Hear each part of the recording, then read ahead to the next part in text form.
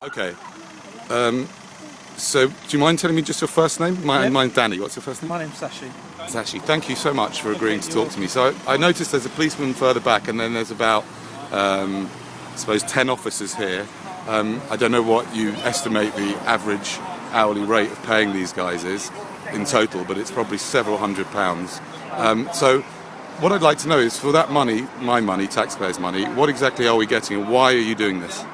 Right, we're doing an operation at the moment to try and identify motorists who may not have insurance to drive their vehicles, Yes. or who may be disqualified, Right. and trying to remove that danger from the roads. Right. So what you're saying is it's all about removing danger from the roads. That's what you're saying. Do you think it might be also something to do with even the very title of your job, which is police officer, related to the word policy? Some people would say that the police are slowly turning into a force of people trying to extract lots of money from people. I know that's a very harsh criticism, and I'm not saying, of course, it's not the total of what you do. But for example, these people running along here, this is costing you a lot of money. You're suggesting it's to do with danger. Others would say it's actually to do with revenue. What would you say to that? I've got no comment to make on other people's opinions. Right. But it's not yours. You don't agree with that. I've got no comment to make on other people's opinions. No, but I'm asking you, is your opinion that this is anything to do with revenue collection? My opinion is to get dangerous motorists or motorists who cause a danger to other people on the roads off the roads. Right. And that goes to Do you think motorists that don't have insurance are more dangerous than those that do? Yes. Why? Why are they more dangerous? If they haven't got insurance, there could Yes. be a number of reasons for not having insurance. Well, there could be. For example, maybe they're really struggling with money. That could be an example. Would that make them more dangerous?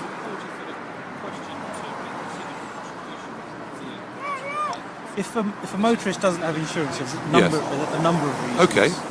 And the reason, if we stop a motorist today and identify those reasons, if they are struggling with money and they can't afford insurance, then that's up to the courts to decide. No, I understand that, but we're talking about danger here, and I'm questioning the idea that people without insurance are any more dangerous drivers than people with.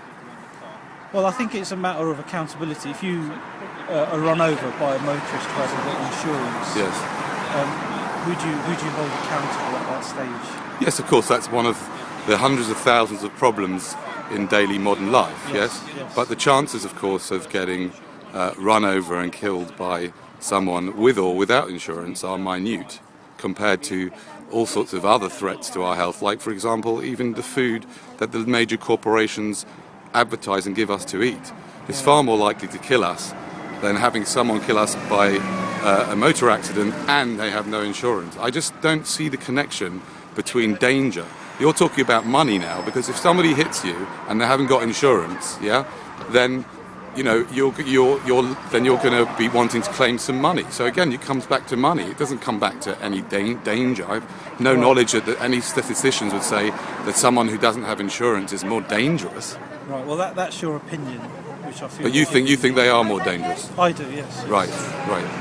Okay. I was told by another officer today that actually the main purpose that he was told for this operation is to identify stolen vehicles. Yes. Yes, is that true? It's part of the reason. Okay. Could you tell me on average, have you done any of these operations before? Yes, we have. Yeah. If you could tell me on average the number per hour that you actually find that are stolen. I don't have the statistics. How many? Okay. How long have you been here today? We've been here for approximately 2 hours. And how many stolen vehicles have you found? I'm not obliged to give you those details. You're not obliged to, but it'd be great if you just tell me roughly. No, I'm not going to give you those details. Can I guess that it's none yet? I'm not going to give you those details. Right. Okay. I admire persistence, but I'm not going to give you those details. Okay. Why wouldn't you give me those details? I don't understand. What difference does it make? Because I don't know who you filmed here so far. Yes. And it'd be unfair for me to release details. I haven't filmed anybody. The person that did it was the guy at the end, and I haven't asked him. Yeah. Okay. So if I filmed so far, go on. Yeah. So what? Go on. So he said it was. If I filmed, so let's say you say that it's 2 vehicles, or no vehicles, or 7 vehicles. Right. Why would that be a problem to reveal that information? Bearing in mind, I'm representing the taxpayer, yeah? Yes. And I'm questioning you here. By the way, just once again, Yeah.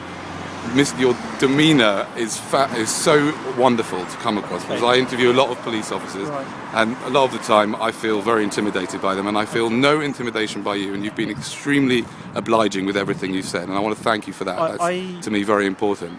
But I don't understand I don't want why. to reveal Yeah. to you what we're doing with vehicles at the moment, because if I were to say to you, for example, we've stopped X amount of cars and X amount of cars have been stolen, Yeah. then I don't know what you have filmed so far, and you might put two and two together and say the officers have stopped a certain young lady or a certain young person, that car was stolen. Once the operation is finished, Right. once we collate all the information, Yeah. you're more than welcome to come to our base, which is just Okay, a little, fair enough. little up the road. And we Fair can enough. go through exactly what we've done. Okay, but just from memory, Go through the it's very statistics. simple. From memory, when you've been out for half a day, let's say, just from memory, roughly, yeah. My accusation, you know what I'm saying. Yes, my yes. accusation is that something is going on Right. that even maybe you're not aware of. Okay. Yeah, that there's something going on here with stopping people and picking on certain types of people and getting revenue into the courts, and it's made to look to you by your bosses as if it's this noble cause of making the road safer, right? Yes. But I'm saying it's not doing that. It's to do with revenue, and I'm also questioning that if you say it's for stolen cars. What I've already done a film like this before with another team, and they hadn't found one stolen car, and they'd been there for hours. Right, I can't comment on other operations. But which I don't know could you about. tell me, like on the last one, you must remember roughly how many stolen cars you found. Then it wouldn't be a danger. We have had results where we have found stolen vehicles and taken them off the road. Right. And we But I'm have asking had you on the last results. one, roughly how many stolen vehicles were found. We have had results where we have had stolen vehicles. Right. So that's at least one, Yes, sometimes. Yes. Okay. Yes, we have had results. Okay. It's not what I feel. It's not a fruitless exercise where Right. we've stopped people and we've had no results on. No, I'm sure you've had every case. results, and I'm sure it's not fruitless, because you get all these people, usually on the lowest end of the economic bracket, and haul them into the courts. Sometimes because, for example, maybe their direct debit didn't go through, Well, or something like that. I wished you were here a little earlier Yes. because we've had some quite upmarket cars. We've had some Well, BMW, but the same thing can apply to them. The same can apply to them. They could have had a direct debit not go through. Do you know what the courts do with that? I don't know. No. You don't? Well, maybe it's important for you to know, because you're sending them to the I courts. don't I'll tell know- you very briefly I what the don't courts know do with that. on individual cases. Okay, no, but never mind individual cases. There is a category in law. If you're caught without insurance, yeah, I can't remember what the words are because I'm not a lawyer. Okay. But there's a category in law that basically, if the insurance company or the phone company went wrong or something like that, it doesn't make a blindest bit of difference. They will still have to pay a hefty fine. Well, that's something really for the courts to decide. I mean, Well, yes and no. It's also you are part and parcel of stopping these people, we're and part of the machine. yeah, the whole machine. great word, great word. We're part of the whole machine, the mechanisms of delivering people who have caused, are fall foul of the law. Right. Then in individual circumstances, it's up to the courts what penalty. No, or I get that. sanction I get they're that. imposing people. Yeah. We don't really have that much influence, especially in traffic matters with regards to courts. We present the case to court, and then it's really up to the magistrates what penalty or sanctions they impose. Great, great. Can I ask you one other important question? Okay. In the last few years, I've started doing some research in a very unusual viewpoint about the law, which basically starts at first principles, going back in history, looking at how the law ended up like it is, and claiming that what we've got today is actually what they call admiralty law, which is the law of the seas. In other words, this is my very limited understanding of it. But I was wondering whether you've come across this. I'll explain to you in a moment. In other words, that the acts of Parliament are actually statutes. I don't know if you know the difference. Do you Yes, know? I do, Do you know yeah. the difference Statute between? law and common law. What's the difference between statute law and common law, in your understanding? My understanding is common law which is law has evolved through time, Yes. and what people would generally sense as a wrongdoing. Yes. So murder Yes. is common law. Exactly. Because it's evolved through time, and obviously that is Yeah. wrongdoing. Yes. Now, statute law is law that's evolved through our court systems. Yes. And that's- Hold on a second. Statute law is actually, in my understanding, and again my understanding is limited, is a misnomer. A statute is not a law. Did you know that? Right, okay. Do you know Well, what a statute is? I'm not a lawyer. No, I know, but you're a so policeman and my- you do. My limited It's very knowledge of the important law to- as being a sergeant. Yes. Statute law is mostly generated by the court system. No, no, and statute statutory is not law. You say statute law. A statute is a you- rule. It's a rule. Okay. If you look if you at have further knowledge about this, then I stand corrected by you. Okay. So statute is a rule given the force of law, Right. through the consent of the governed.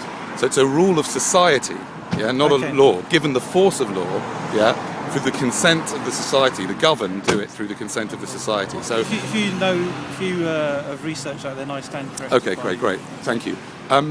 But I'm just wondering if you've ever come across this in your work, people who started to uncover this and seem to be revealing some very unusual goings-on in the legal system. No, this is the first time that you've pointed it out to me. I'm sure that there's lots of case studies, lots of opinions bouncing about it, but no, this is the first time that Okay. you've told me about that. Okay, great. Thank you very much. Thank you so much for being so wonderful. I don't know what else to say. Thank you.